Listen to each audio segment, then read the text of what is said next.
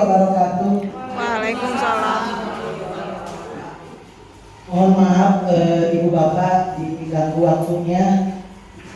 Saya Neng Rizky, calon guru penggerak angkatan 8 SD Negeri 2 Pelabuhan Ratu Kabupaten Sukabumi akan menyampaikan aksi nyata modul 1.4. Di sini saya akan diseminasi budaya positif SD Negeri 2 Pelabuhan Ratu. Tapi sebelum memulai materi selanjutnya, kita berdoa dulu dengan mengucapkan Bismillahirrahmanirrahim. Mudah-mudahan kegiatan ini diberikan kelancaran sampai akhirnya. Amin. Kita ice breaking dulu. Saya mau laki-laki 2 orang ke depan, Bapak silakan, dan 2 orang perempuan. Ibu Ani, yang muda. enggak, kayaknya lucu Ibu Ani dah. Ibu Ani sareng pada ibu enggak? Tapi Bunda Lilis. Oh Alim. Mami. Ada Mami. Oke, sayang, enggak. Enggak. Mami sama kanjeng mami, itu kanjeng Uangnya biasa ditutup berat. itu kanjeng mami, itu mami raya kanjeng mami raya. Posisinya gini Bu. Itu mahkota. Posisinya berbaris. Misalnya ini namanya Dodo, ya. Oke, ini Dodo. Ibu namanya Dini, ya. Ibu Dina. Didi. Sekali lagi ya Bu ya. Ini Pak Dodo. Ini Ibu Dini. Ini Ibu Dina. Selanjutnya Pak Didi. Jadi Dodo, Dini, Dina, Didi. Malah saya jadi yang bingung menghafalnya. Ceritanya ada sebuah cerita ya. Tapi sebelum cerita, saya mau Pak Didi ini punya gerakan. Pak Dodo ini punya gerakan yang khas. Jadi ketika saya memanggil Pak Dodo, gerakannya tetap seperti itu. Mau goyang patah-patah, atau mau goyang gergaji, atau mau apa gerakannya, atau mau ajak-ajakan, mau gimana gitu. Tapi tetap dengan gerakan yang sama. Ketika saya panggil Pak Dodo, gerakannya seperti itu. Kita coba dulu ya. Pak Dodo, gerakannya kayak gimana? Pak Dodo harus seperti ini ya. Tapi alangkah bagusnya agak-agak begini gitu Pak Dodo biar bagus. Gak usah dulu sama ibu mertua. Oke? Saat ini tidak ada ibu mertua ya di sini ya. Oke? Pak Dodo. Oke. Pak Dodo, pertahankan gaya seperti itu ya. Luar biasa. Pak Dodo. Oke. Ibu Dini. Pak Dodo. Oke. Ibu Dini. Oke. Ibu Dina. Pak Didi. Pak Didi ya, awas ya. Ada suatu hari ada 4 orang sedang berjalan-jalan ke hutan. Di antaranya ada Pak Dodo, ada Pak Didi, Bu Dini, dan Bu Dina. Ketika itu Pak Dodo, Pak Dodo, Pak Dodo, Pak Dodo, Pak Dodo, Pak Didi, Pak Didi, Pak Didi, Bu Dina, Bu Dina, Bu Dina, Bu Dina. Salah atau mungkin Dipanggil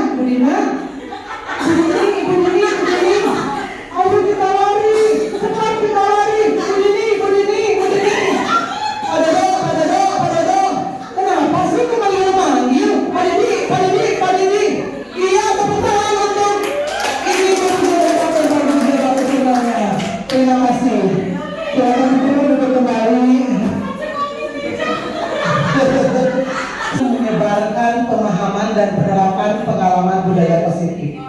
Sebelumnya jangan dulu next dulu, Bu. Saya mau bertanya dulu, Bu. Kira-kira apa sih budaya positif itu? Mungkin ada yang bisa menambahkan budaya positif, Bu? Ya, salah. Dan mencoba untuk menjawab tentang budaya positif. Budaya positif itu melestarikan hal-hal yang sangat baik yang perlu tetap dipertahankan, terutama untuk peserta didik dari lingkungan sekolah seperti budaya salam, sunnah, sampah yang seperti itu. Bukan hanya terhadap sesama teman ataupun bawahnya, tapi juga kepada bapak ibu guru yang tadi sering ke sekolah. Terima kasih Ibu, sangat luar biasa. Ibu Ani, bagaimana enggak? Assalamualaikum warahmatullahi wabarakatuh. Untuk saya sendiri tentang menyebarkan pemahaman dan penerapan pemahaman budaya positif. Misalnya ini diambil dari kebiasaan kita, di mana siswa untuk dilatih, dibiasakan. Jadi melalui pembiasaan kita mensosialisasikan dulu. Seperti misalnya sikap jujur, sikap mandiri, sikap-sikap baik lainnya, sehingga anak mengerti dan apa yang harus dia lakukan. Jadi paham dulu. Itulah yang dimaksud menyebarkan pemahaman dan penerapan. Setelah memahami, anak harus dan wajib menerapkan dalam kehidupan sehari-hari, baik di sekolah maupun di rumah. Demikian. Terima kasih Ibu, sangat luar biasa. Ibu Lili mungkin mau menambahkan. Amin, Assalamualaikum warahmatullahi wabarakatuh. Yang budaya positif adalah budaya itu adalah suatu kebiasaan atau hal positif dan harus dikembangkan di sekolah. Terima kasih, itu saja. Terima kasih Ibu sudah mewakili suara-suara semuanya. Selanjutnya Bu.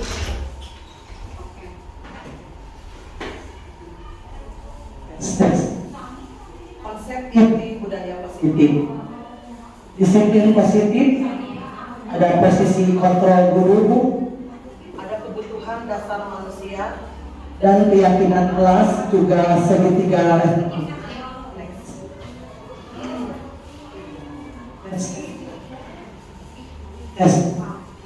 Untuk membangun budaya positif, sekolah perlu menyediakan lingkungan yang positif, aman dan nyaman, agar murid-murid mampu berpikir, bertindak, dan mencipta dengan merdeka, mandiri, dan bertanggung jawab.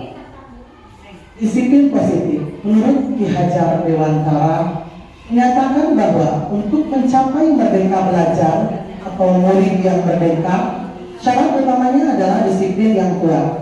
Disiplin yang dimaksud adalah disiplin diri yang memiliki motivasi internal. Sebagai pendidik, tujuan kita adalah menciptakan anak-anak yang memiliki disiplin diri sehingga mereka bisa berperilaku dengan mengacu pada nilai-nilai kebijakan universal dan memiliki motivasi intrinsik bukan ekstrinsik.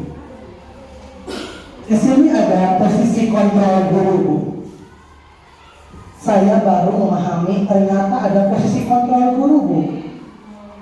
Ada 5 posisi kontrol guru, yaitu yang pertama posisi sebagai penghukum, membuat orang merasa bersalah, teman, pemantau, dan manajer. Yang pertama posisi kontrol sebagai penghukum. Biasanya guru menggunakan hukuman fisik atau verbal saat melihat anak muridnya melakukan kesalahan. Nah, itu berarti kita berada di posisi kontrol sebagai penghukum. Misalnya gini, Bu. Anak terlambat datang ke sekolah atau datang ke kelas. Kita bukan menyambutnya dengan baik ketika anak tersebut tidak menerapkan budaya positif. Kita malah menjadi posisi kontrol sebagai penghukum. Nah, gitu ya, Bu ya. Lanjut yang kedua, posisi membuat orang merasa bersalah.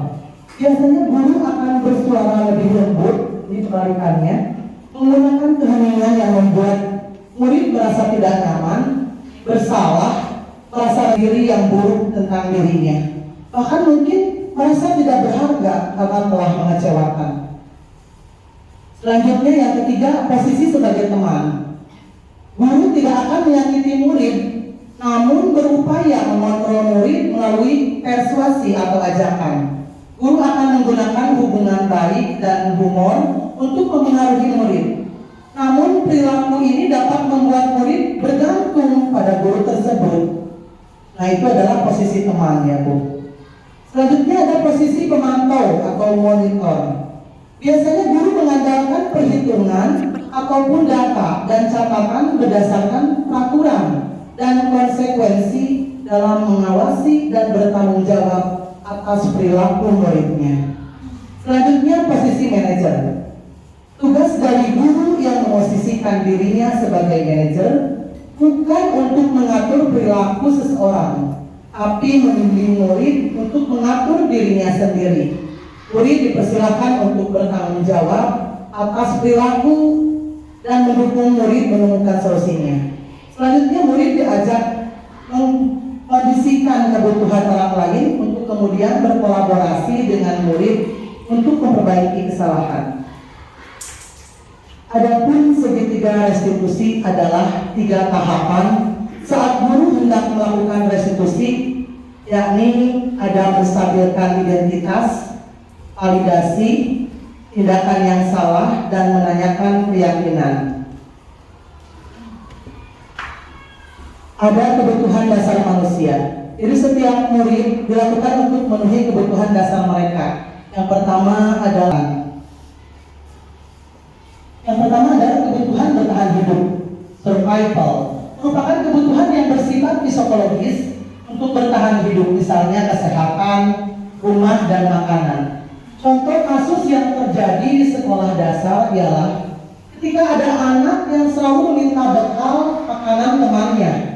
Diketahui ternyata anak tersebut melakukannya karena lapar. Hal tersebut terjadi karena orang tuanya tidak memberikan bekal makanan untuknya. Dengan demikian, kebutuhan dasar yang berusaha dipenuhi oleh anak tersebut ialah bertahan hidup. Yang kedua, kasih sayang dan rasa diterima, love and belonging. Kebutuhan akan kasih sayang dan rasa diterima ini termasuk ke dalam kebutuhan psikologis. Pada umumnya, anak-anak yang memiliki kebutuhan dasar kasih sayang dan rasa diterima yang tinggi ingin disukai dan diterima oleh lingkungannya. Mereka juga akrab dengan kedua orang tuanya.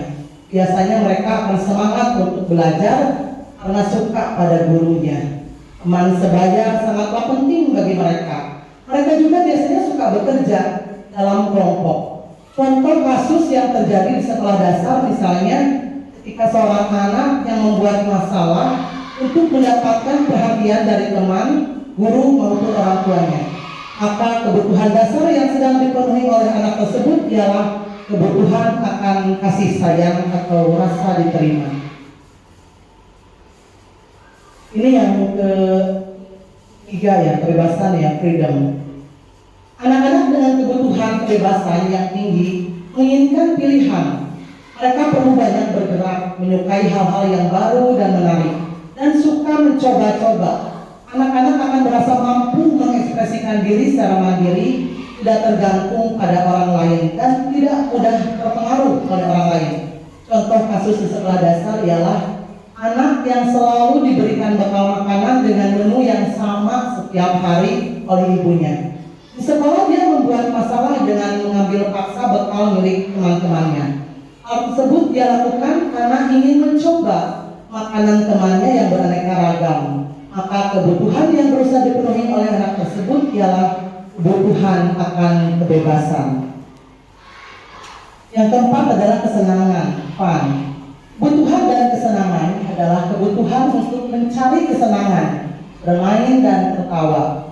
Kebutuhan ini muncul sejak dini, kemudian terus berkembang hingga dewasa. Biasanya anak-anak suka bermain. Saat mereka bermain, mereka secara tidak langsung mempelajari keterampilan hidup. Yang penting anak-anak dengan kebutuhan dasar kesenangan yang tinggi biasanya ingin menikmati apa yang mereka lakukan. Mereka juga bisa konsentrasi tinggi saat mengerjakan hal yang disenangi. Mereka suka permainan, mengoleksi barang, suka bergurau, suka melucu dan juga mengemaskan. Contoh kasus di sekolah dasar yaitu ketika ada anak yang senang mengganggu temannya. Anak tersebut merasa jika ekspresi temannya saat kesal terlihat lucu, maka yang sedang berusaha dia penuhi ialah kebutuhan akan kesenangan. Selanjutnya yang terakhir adalah penguasaan atau power. Penguasaan merupakan kebutuhan pengakuan atas kemampuan yang berhubungan dengan kekuatan untuk mencapai sesuatu, menjadi kompeten, menjadi terampil, diakui atas prestasi dan keterampilan yang dimiliki. Dapat membuat pencapaian yang tinggi biasanya selalu ingin menjadi pemimpin. Mereka juga suka mengamati sebelum mencoba hal baru dan merasa kecewa bila melakukan kesalahan. Mereka juga biasanya rapi dan sistematik dan selalu ingin mencapai yang terbaik.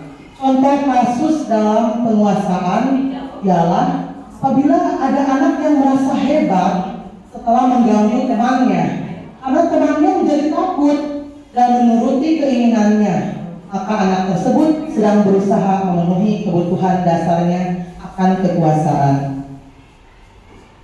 Ada keyakinan kelas. Kelas adalah sesuatu yang diyakini bersama yang berasal dari penyatuan pikiran untuk menjadi nilai-nilai kebaikan untuk diturunkan di kelas-kelas.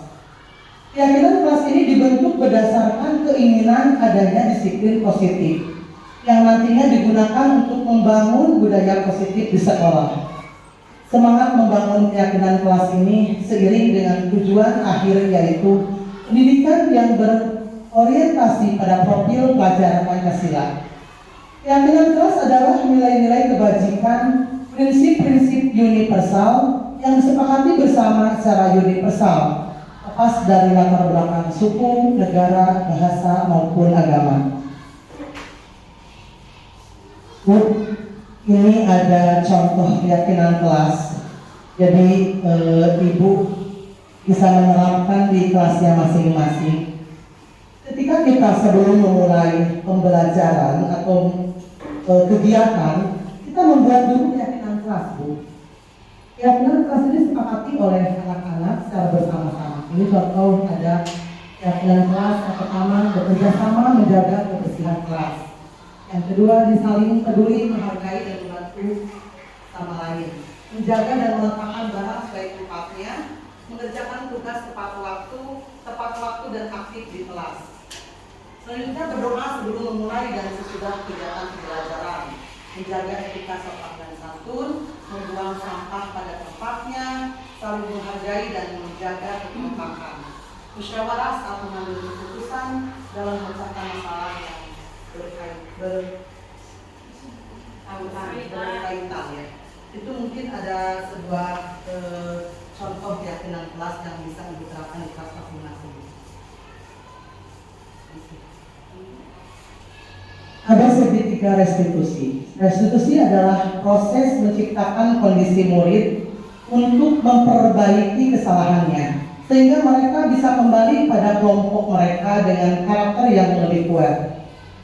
Oleh Goshen 2004. Restitusi membantu murid memiliki tujuan disiplin positif dan memulihkan dirinya setelah berbuat. Saya tampilkan sebuah video ya Bu.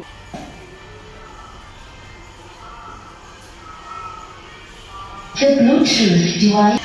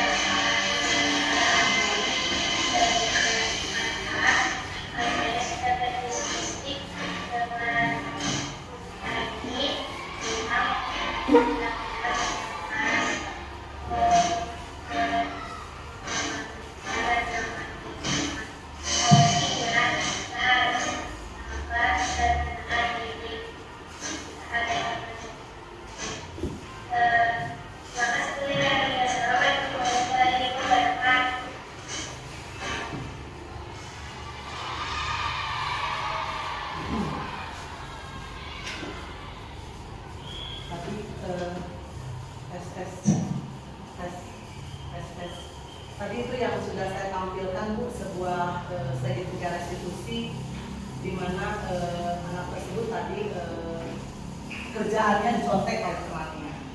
Terus anak tersebut tidak bisa menahan dirinya, menggebrak meja karena dia merasa tugasnya dicontek, merasa tidak terima. Kita sebagai guru harus bisa memberikan atau menjalankan segitiga restitusi dengan menanyakan validasi kesalahan dan keyakinan kelasnya. Dan bagaimana solusinya ketika anak dalam penguasaan marah, rasa marah dalam hatinya, dan kita dituntut untuk memberikan solusi ketika ada anak yang mengalami hal tersebut. Satu lagi ada video, nggak usah ditampilkan apa-apa, itu juga hampir sama. Jadi ketika anak yang datang ke sekolah lambat waktu, kita juga perlu menanyakan kenapa tidak menjalankan keyakinan kelas yang sudah dibuat. Jadi anak tersebut juga dicarikan solusinya, bagaimana agar keyakinan kelas tetap terjaga dan anak tersebut tetap melaksanakan budaya positifnya. Selanjutnya Bu, saya refleksi dari kegiatan saya hari ini. Pengalaman saya dalam menggunakan konsep-konsep inti tersebut dalam menciptakan budaya positif baik di lingkup kelas maupun sekolah saya. Saat ini saya sedang merancang untuk menjalankan program Sabtu Positif, di mana pada hari itu setiap anak melakukan kegiatan-kegiatan positif baik bagi dirinya, keluarganya ataupun lingkungannya. Sebenarnya mungkin mereka sudah terbiasa dengan kegiatan tersebut. Di sini saya hanya mencoba menguatkan perilaku baik mereka dengan harapan agar kegiatan tersebut menjadi kebiasaan dalam diri murid. Perubahan apa yang terjadi pada cara berpikir saya dalam menciptakan budaya positif di kelas maupun sekolah? Saya setelah mempelajari modul ini. Setelah mempelajari modul ini, cara berpikir saya perlahan berubah, bahwa sebagai guru kita harus mengidentifikasi kebutuhan dasar apa yang diinginkan oleh setiap murid. Selain itu, posisi kontrol yang selama ini dilakukan seorang guru pada dasarnya harus menuju pada posisi manajer. Hal ini agar merdeka belajar dan murid yang merdeka dapat tercipta di sekolah. Selain konsep-konsep tersebut, ada hal-hal lain yang menurut saya penting untuk dipelajari dalam proses menciptakan budaya positif baik di lingkungan kelas maupun sekolah. Menurut saya, hal penting yang bisa dilakukan untuk menciptakan budaya positif di lingkungan kelas ataupun sekolah adalah sikap saling menghargai antar warga sekolah, baik itu murid dengan murid, murid dengan guru, guru dengan guru, guru dengan kepala sekolah, ataupun kepala sekolah dengan murid. Langkah-langkah awal apa yang akan dilakukan jika kembali ke sekolah atau kelas setelah mengikuti sesi ini? Hal pertama yang akan saya lakukan adalah mengidentifikasi kebutuhan dasar setiap murid, selanjutnya membuat keyakinan kelas dalam upaya mendorong disiplin positif pada diri murid. Kemudian saya akan mencoba memposisikan diri saya pada posisi kontrol sebagai manajer. Dan pada saat murid melakukan kesalahan, saya akan menerapkan restitusi sebagai proses kolaboratif dengan murid. Bagaimana dia mencari solusi untuk masalah dan membantunya berpikir tentang seperti apa yang mereka inginkan dan bagaimana mereka harus memperlakukan orang lain. Ketekunan membuat yang mustahil menjadi mungkin, yang mungkin menjadi kemungkinan besar, dan kemungkinan besar menjadi kenyataan. Saya Neng Rizky, calon guru penggerak Angkatan 8 SD Negeri 2 Pelabuhan Ratu, Kabupaten Sukabumi. Bergerak, mari kita bergerak memerdekakan budaya positif kita. Assalamualaikum warahmatullahi